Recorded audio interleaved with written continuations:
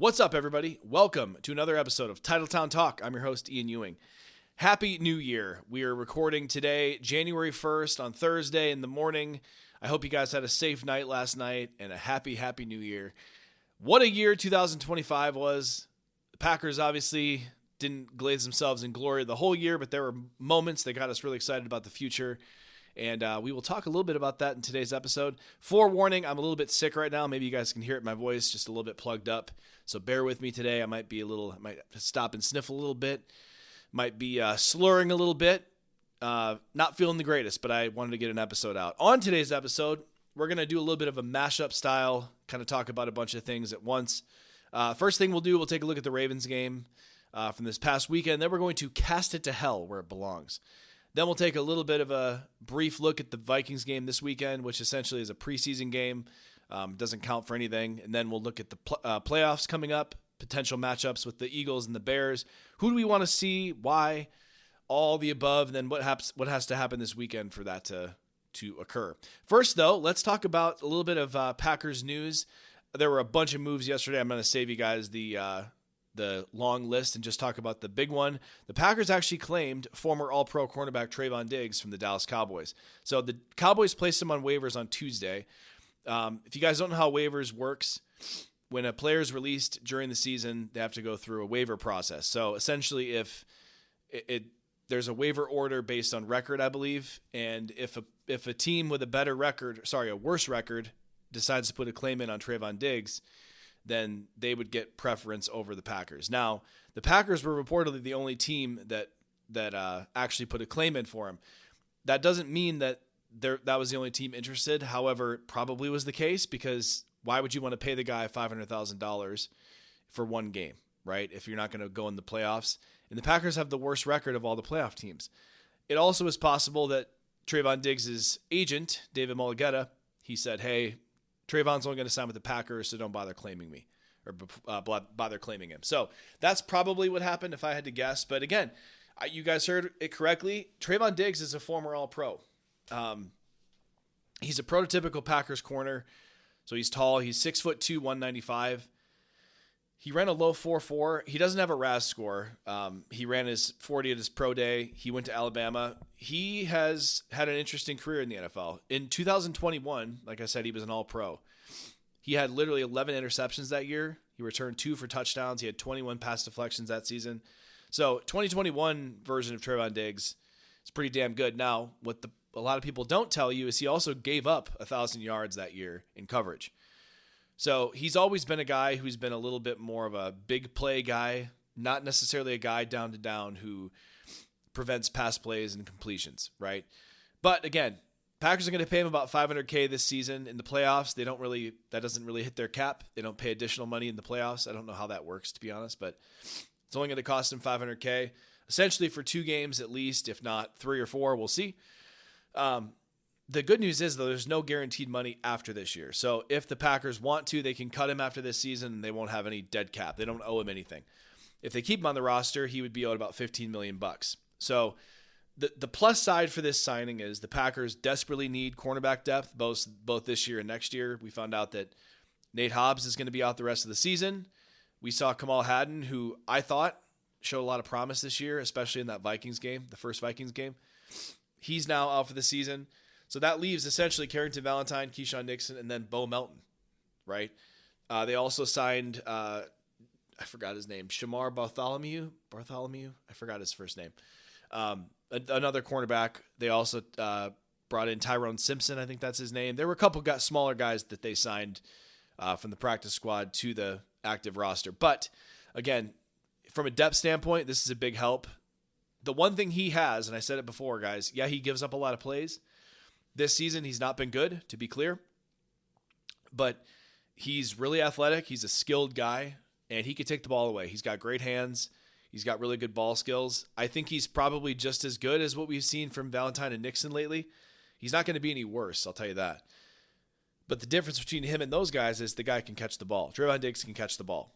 Like I said, that's the positive side. He's also going to be, if they decide to keep him, some depth for next season.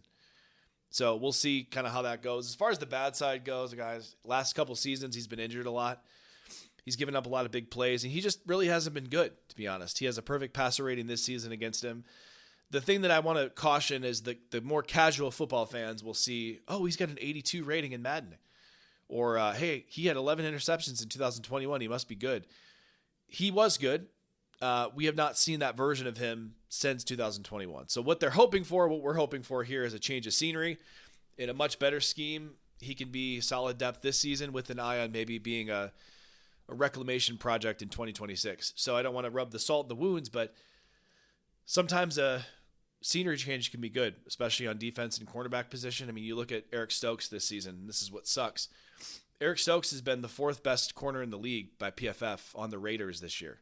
So, and last year he looked unplayable for the Packers. So you like to think maybe the Packers could reclaim Trevon Diggs' prime a little bit more. I certainly think he's still talented. So maybe they go into next season, and we know damn well they need corners next year because they don't have a lot of reinforcements coming in the draft and free agency. So you like to think this is a good move for this year and next year. Now, what they'd have to do, now maybe he goes in and balls out. Maybe he gets a pick this week, and then the playoff game, he intercepts Caleb Williams and takes it back for 6 or whatever.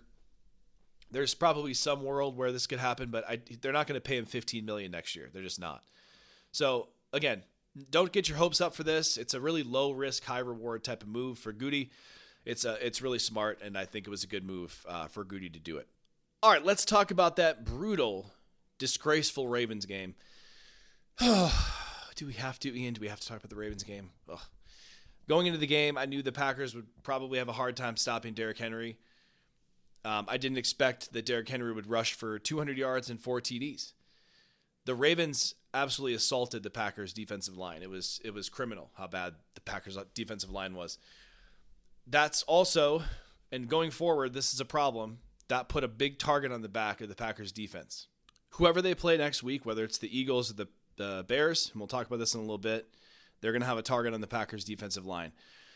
So, again, guys, the defensive tackles, they just weren't good enough, candidly. They've been able to get by with it the last couple weeks for a variety of circumstances. I will say the Ravens' running game is as good as it gets, though. Their offensive line is nasty. And to be honest, in the preview episode, we didn't talk about it enough. I thought that the Packers would be able to score enough to where the Ravens would not be able to run the ball as much as they did, and that Tyler Huntley was going to have to beat them.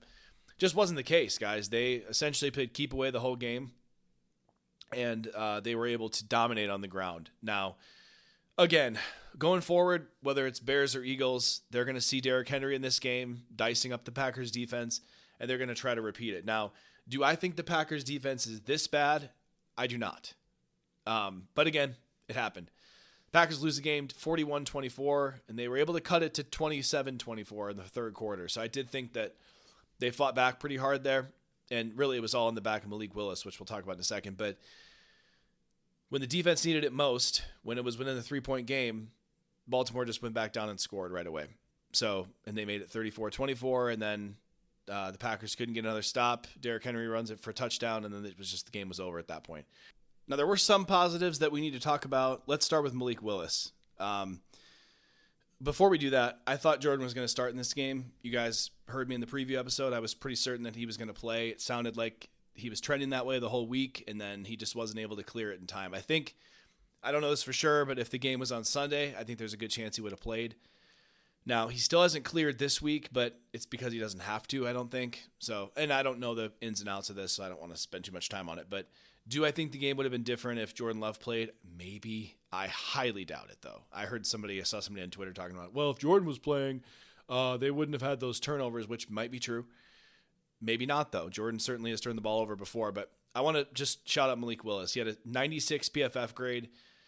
That game alone probably made him $20 million next year. Now, is he going to start for someone next year? We'll see. I would not be surprised if he did. Some team is going to see that game and see his, cannon arm, which he has a better arm than Jordan, guys, in terms of arm strength. I think he might have the strongest arm in the league. But again, I thought Malik was outstanding, but better yet, I thought LaFleur just gave him easy answers the whole night. On top of that, he obviously can run the ball. He was able to use his legs several times in that game and make some pretty crazy plays. Christian Watson is my other positive from the game. He's the number one receiver, guys. We've heard it all, all off season. Who's the Packers' number one and all this? He is the guy, straight up. And he showed again how good he is. He's a top 12 receiver this year by basically every metric, and they need to feed him more, to be honest.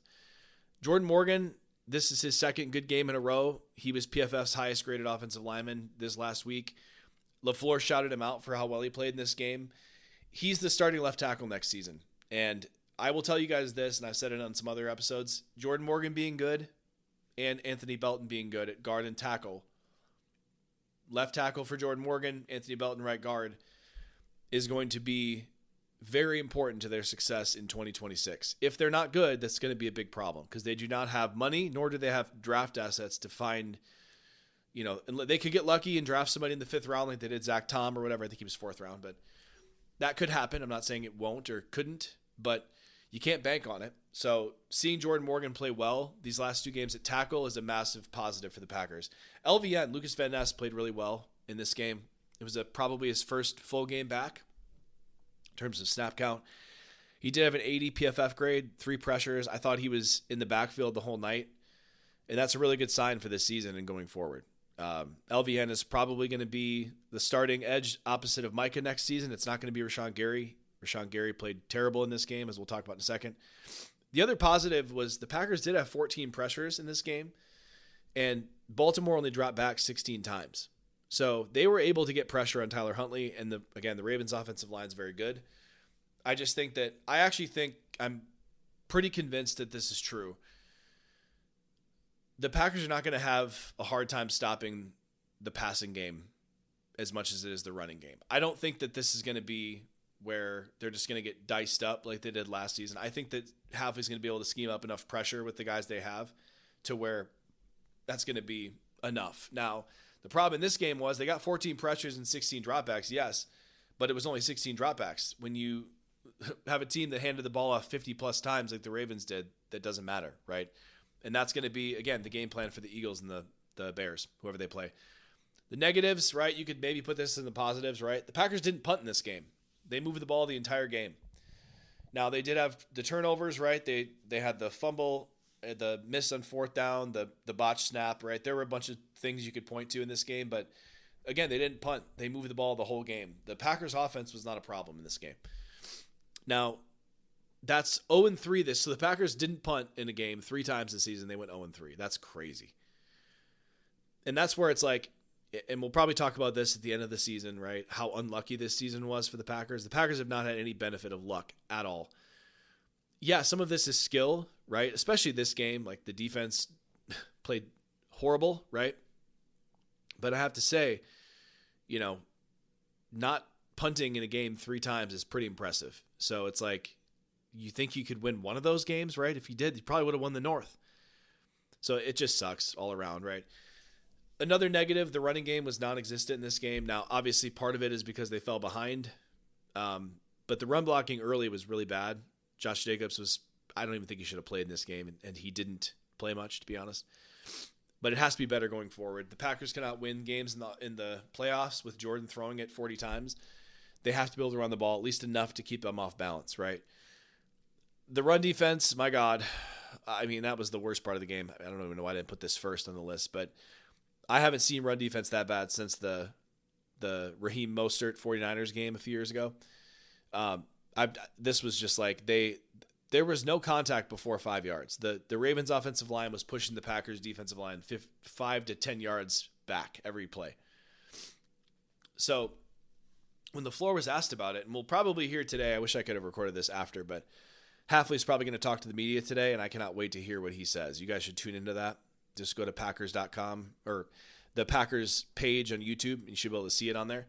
I'll be very curious to see if he blames it on a lack of physicality, which there definitely was, or if it was all just like missed assignments.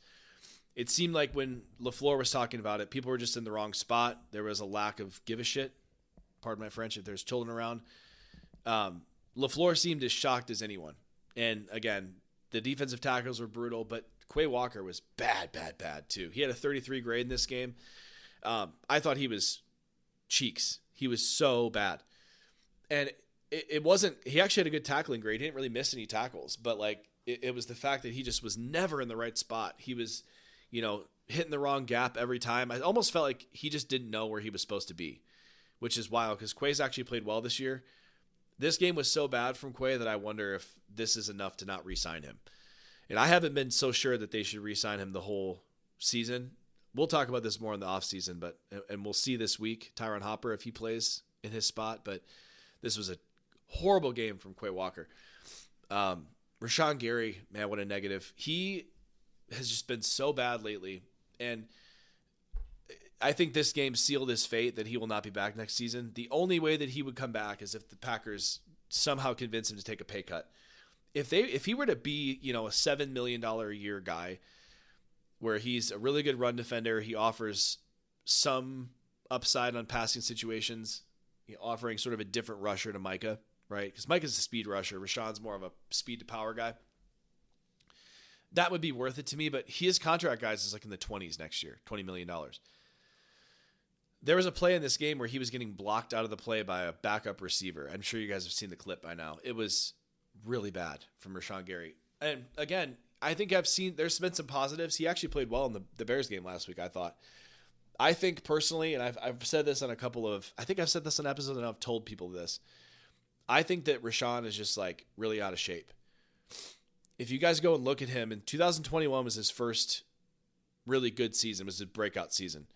He had 89 pressures that year. And that was, by the way, what Micah was pacing for this season. So, like, not that he was as good as Micah, but he was really good in 2021. If you watch the 49ers game, the Packers divisional loss to the 49ers, that was as good as I've ever seen a Packers edge play in that game.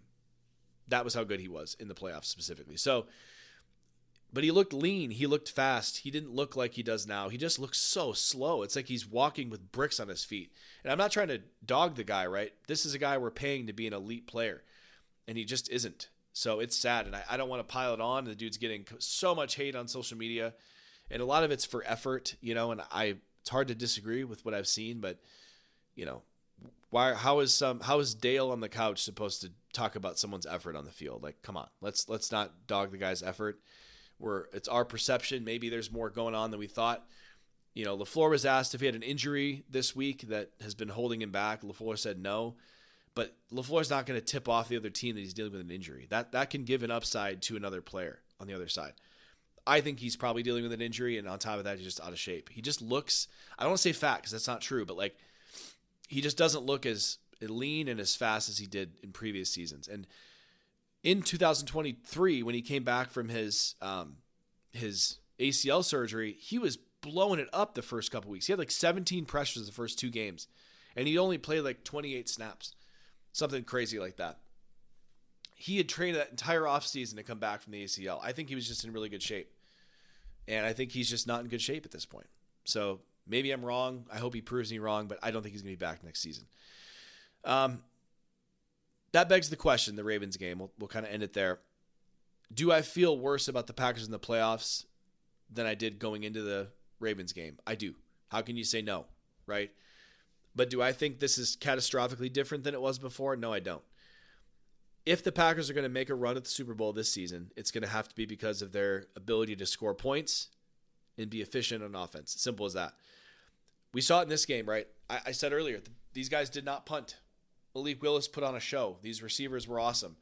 Matt LaFleur had people running wide ass open the entire game. Again, if you guys watch the All-22, Malik has like 3 guys to throw to on any given play.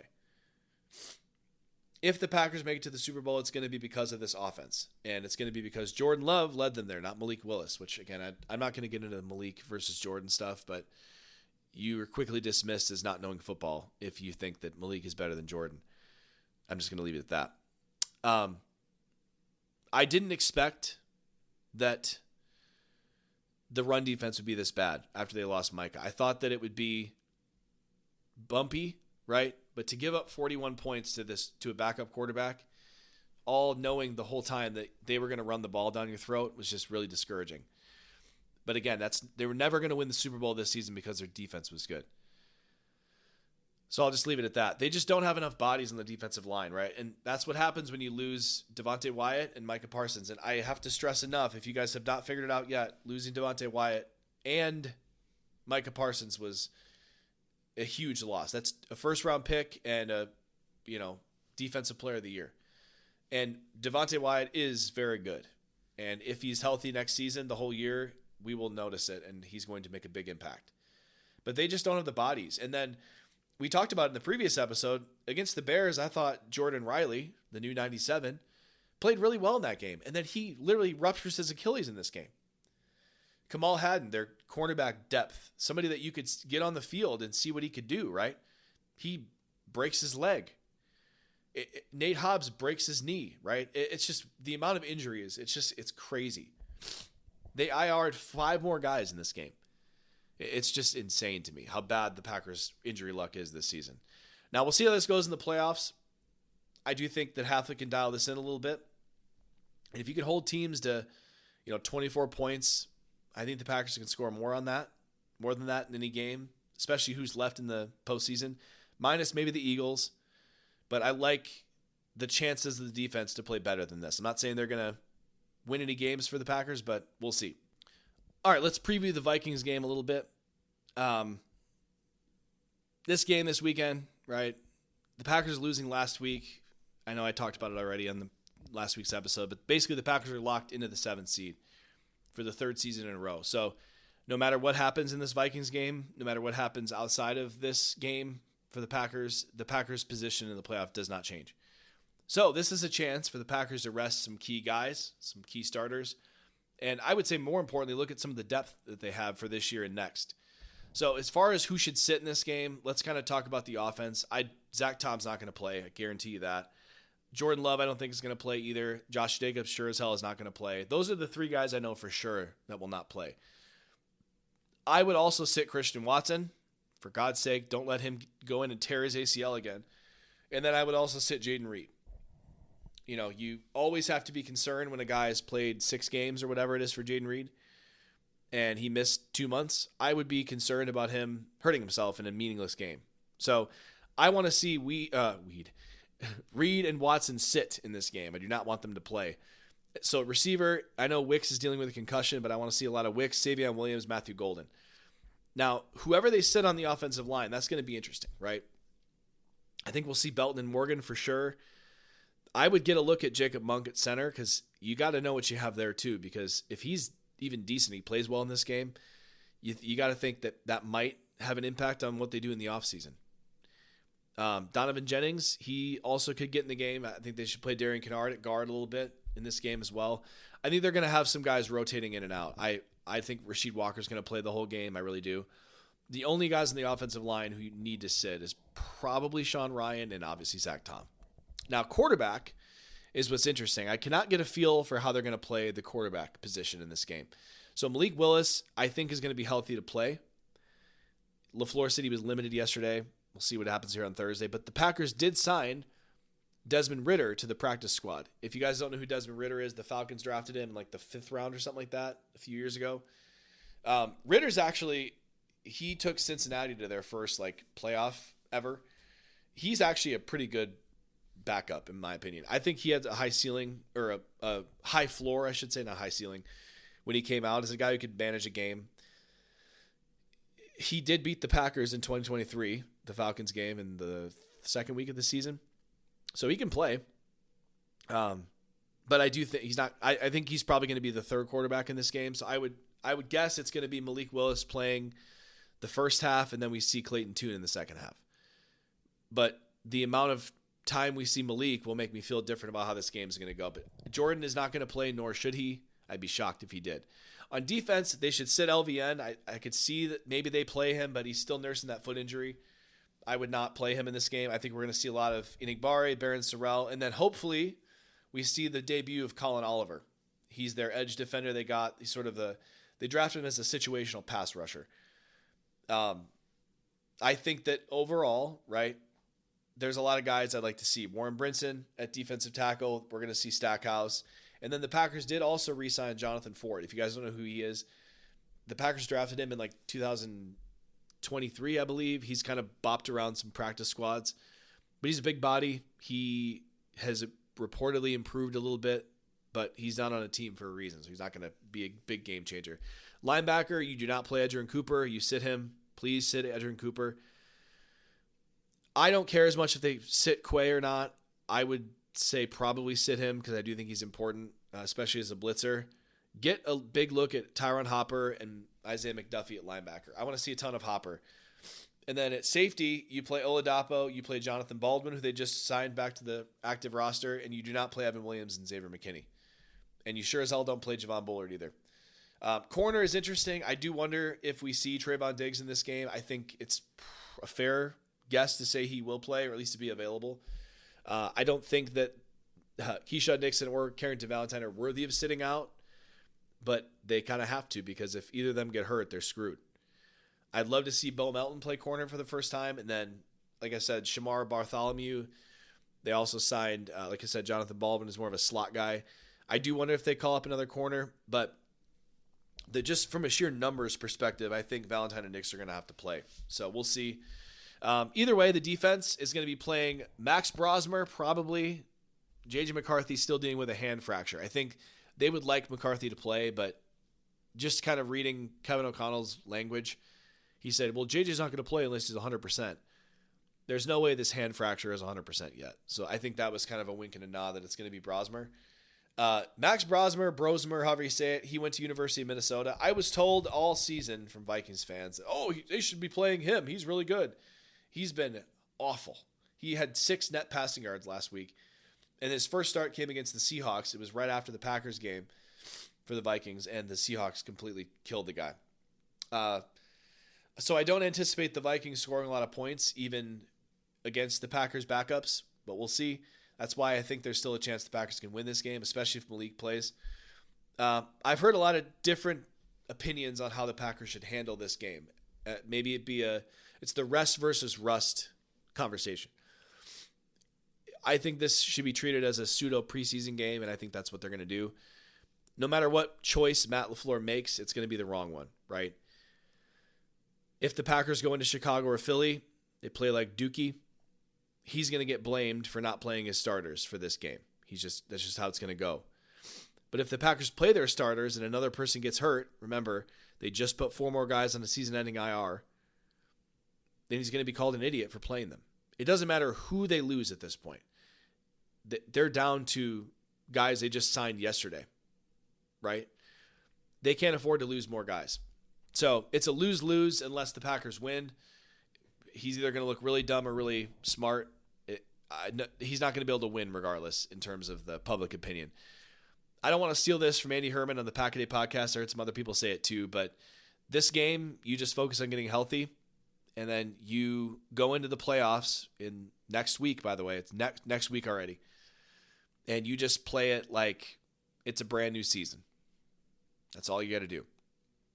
No matter how the season ended, doesn't matter. You take the good, you flush the bad, and you try to play your best game of the year against Philly or Chicago. It's that simple. I don't think Matt's going to game plan for the Vikings this week. I don't think he's going to show much. It's probably going to be really basic stuff. And I think he and Hafley are probably already game planning for the Eagles and Bears, and they should be, to be fair. Let's just wrap up really quick talking about playoff scenarios. We do know for sure that the Packers are either going to play the Bears next week or the Eagles. And that all depends on what happens this weekend. So the Bears, they play the Lions. And the Lions, I think, can win that game. I think they might be favored. If they're not, I think they're going to win. I think the Lions want to finish the season on fire. They do want to beat up the Bears. Who would want to lose the season on a losing streak like this? LOL, as we're about to do the same. Then the Eagles, they play the Commanders. Now, Nick Sirianni, the Eagles coach, he basically admitted that they're going to treat this game like a bye week. So they do not care about whether they're the 2 or 3 seed. Jalen Hurts is not going to play in this game, and I doubt they play Saquon. And I would be surprised if they played in their offensive linemen. That being said, the Commanders are down to their 3rd-string quarterback, Josh Johnson. I think he's still playing in this game. And they're a really, really bad team. So I think it's entirely possible the Eagles actually win this game, even with their backups. And the Eagles really like their backup quarterback, whose name is escaping me right now. It's going to bother me. Doesn't matter. The Eagles' backup quarterback is pretty good. So if I had to predict right now, I bet the Eagles win, the Bears lose, which means it would be Eagles-Packers next week. Now, let's talk through that scenario first. The pro in that scenario is the Eagles' offense is a complete disaster right now. Jalen Hurts has been objectively bad this season by every metric outside of turnovers. He's not turned the ball over much. For the third time this year, last week, they played the Bills last week. They did not complete a pass in the second half, which is crazy. If that happened to Jordan Love, guys, there would be pundits all over ESPN, radio people in Wisconsin talking shit nonstop about how bad Jordan is. But instead, I still see Jalen Hurts on Dan Orlovsky's top 5 list for quarterbacks you build around. I just don't get that. Jalen Hurts has been bad this season. And I don't know how you can defend it other than just confirming your priors. Anyway, I think the Packers defense can shut them down enough to stay in that game. And I do think that the Packers will be motivated as hell to beat them after losing to them the last 3 times. The Fangio defenses, so the Eagles defense, that style has given Matt some problems this season and last year too, to be fair. But I do think the third time in 2 seasons they're playing each other, I think he can figure out how to beat them this time around. Now, when the Packers played them in week 10 or 8 or whatever it was, they were on a slump of all slumps. It was fresh after losing Tucker Kraft before Watson settled in, and their offensive line was playing really bad at that point. They hadn't lost Elton Jenkins yet, and I've told you guys this, and I do not mean this disparagingly towards Elton, but Sean Rhyan has played better than Elton Jenkins has. Objectively true.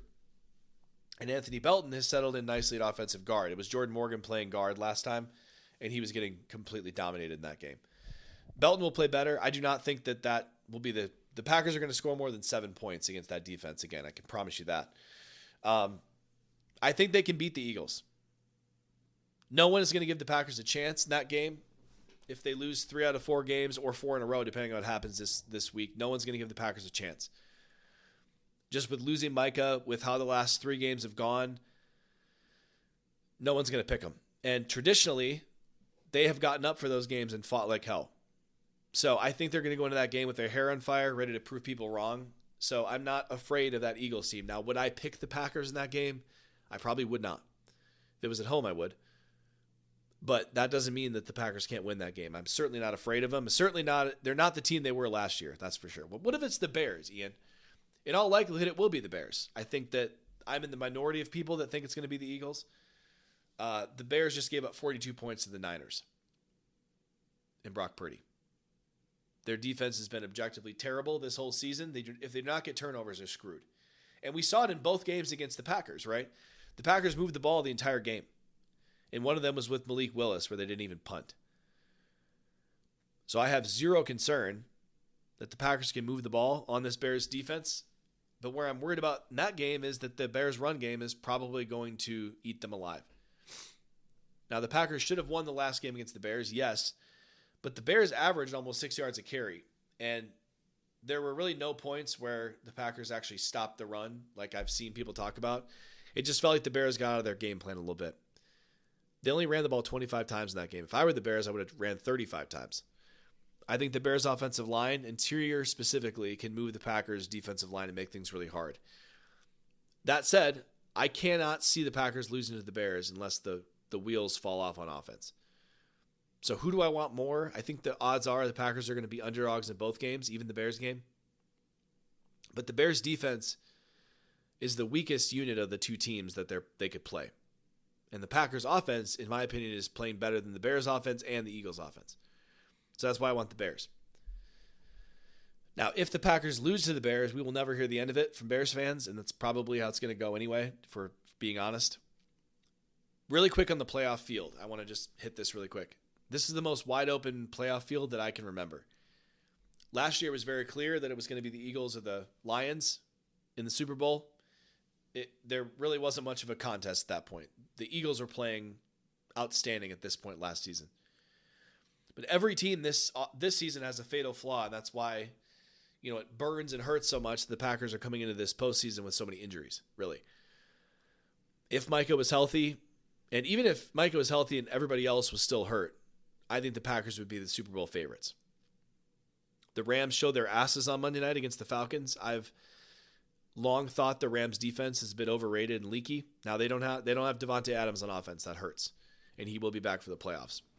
But the Seahawks, they've looked like butthole at times on offense specifically, even though they do have a really good defense. The Niners, They're in line to be the number 1 seed if they win this weekend. But they just let Caleb Williams and the Bears score 38 on them. They're still missing their best players on defense. Brock Purdy's always due for a shite game every couple weeks. Now, Christian McCaffrey is scary, obviously. But I'm not afraid of the 49ers either. And if the Packers win this weekend, or next weekend, they will play the number 1 seed, whoever it is, no matter what. So if it's the Packers going into Candlestick or whatever the hell their stadium's called anymore and playing the 49ers in San Francisco, I'm not scared of them. I think the Packers can win that game, and I think they get up for it. So that's 2 games that they could win and get to the NFC Championship game. And then who are they going to play in the NFC Championship game? We'll see, right? The NFC South team is probably not going to be a factor, whether it's the Panthers or the Buccaneers. They won't play them anyway unless it's NFC Championship game. The issue is, right, with this Packers team is there's a world where their bad luck just continues. They've had some of the worst luck I've ever seen. Injury luck, just luck in games. We'll talk about the luck scale going into next week. I want to talk about this. I just want to read a bit about it more. Some of you may have seen it on Twitter, just how bad the Packers' luck has been with regards to other teams making every field goal, catching every pass, dropping every pick, so on and so forth. But this Packers offense is talented enough to score 30 on anybody. And that's what makes me still have hope. And if the luck is as bad as it is right now, it's only a matter of time before it turns around, right? Now, maybe it doesn't turn around until 26. Maybe it doesn't turn around until 27. I hope not.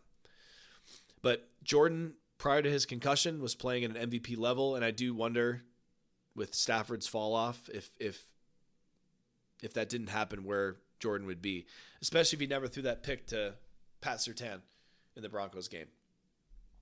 I think Jordan Love can lead this team to the Super Bowl. I really do.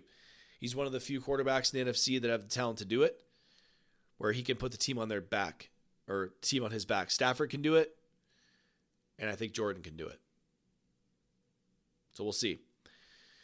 I've already seen Packer fans calling LaFleur's head, assuming they lose in round 1 and all that. I think that could happen if they lose in the first round. Now, we'll see how. If the Packers lay a donut on offense and they lose in the first round of the Bears or the Eagles, I do think there's a conversation to be had. And I've been a big LaFleur defender, as you guys know, but I certainly don't think you can justify re-signing him. Now, what if the Packers go out and they score 28 points and the other team scores 31? I think unless the Packers don't show up on offense and they lose in round 1, LaFleur's back.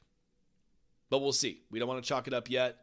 These people calling for LaFleur's job just annoy the hell out of me. It's just like they just feel better about themselves by, pretending they know what's going on with the Packers quarterback situation. It's just, or coaching situation. Sorry, it's crazy. Predicting the game this weekend, I think the Vikings do end up winning it, like 20-13 or something like that. That's what I'm expecting. Maybe 20-10. But if Malik Willis plays the whole game, I do think the Packers would win the game. I think 20-13, 20-14, 20-17, something like that. So it all depends for me on how much Clayton Tune is playing, if Desmond Ridder plays. If it's Malik for 3 quarters, let's just say, I think the Packers will win that game. So we'll see. I appreciate you guys listening and bearing with me through my cold. I went a little longer than I anticipated, but I appreciate you guys listening. Hope you had a great New Year. And I will see you guys next week after the Packers-Vikings. We will preview. I probably won't do a whole review of the game. We'll probably do the same as this week, where it'll just be one episode where we'll talk over the Vikings game, and then we'll preview Bears or Eagles. Prediction early, I think it's going to be Eagles-Packers in the wildcard round on Saturday next weekend. That's my prediction. So I will talk to you guys next week. I hope you have a great night. Go Pack Go.